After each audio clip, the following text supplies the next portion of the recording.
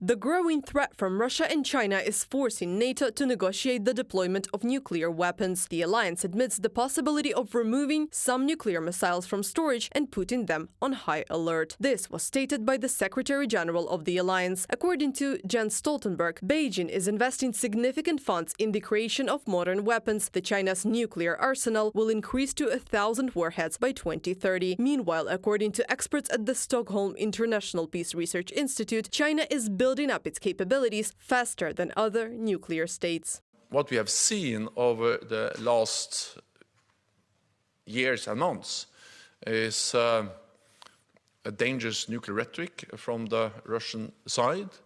We have seen that Russia has announced that they have deployed nuclear weapons to Belarus. And we have also seen some more exercises, nuclear exercises from the Russian side. We also have to bear in mind that we don't only face nuclear challenges from Russia, but also from China, which is now heavily modernizing their nuclear capabilities.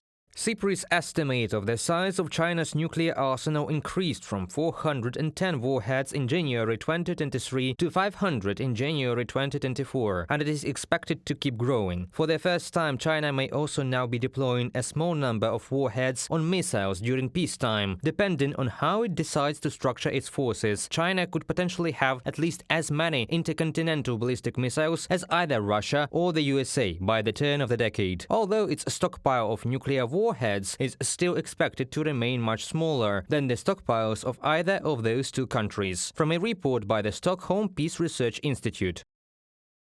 Analysts of the Stockholm International Institute note that in 2023, diplomacy in the field of nuclear arms control, quote, has suffered even more serious setbacks. Since March 2022, the Zaporizhzhia nuclear power plant has been occupied by the Russian troops. Threat of nuclear war have been occasionally coming from the Kremlin. The Belarusian dictator Lukashenko claims that the Federation has handed over several dozen nuclear warheads to his country. On May 21, 2024, the second stage of joint exercises between Russia and Belarus began. The military is practicing the use of non-strategic nuclear weapons.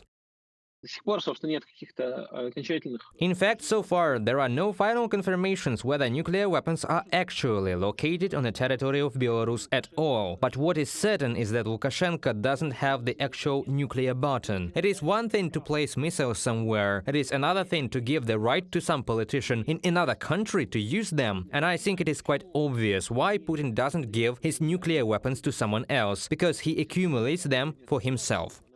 Iran is another source of nuclear threat, International Atomic Energy Agency notes. Earlier, the agency's Director General, Rafael Grossi, argued that Tehran is, quote, weeks rather than months away from building an atomic bomb. In response to Russia's allies, NATO has a policy of deterring nuclear threats. The 32 members of the alliance are known to be modernizing their arsenal.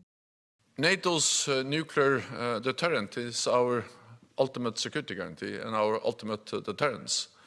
And this is something which is developed over many years, the nuclear sharing arrangements, where the United States has nuclear weapons in Europe, but where allies are providing the planes, the storage, the command and control, the support to make this an effective and secure part of NATO's total deterrence and defense. NATO did not specify what the West's response to the possible use of nuclear weapons by Russia and its allies may be. According to the leaders of the G7 countries, the consequences for the Federation will be serious. Reported by Anastasia Tarnavska, Larisa Petruk, UATV News.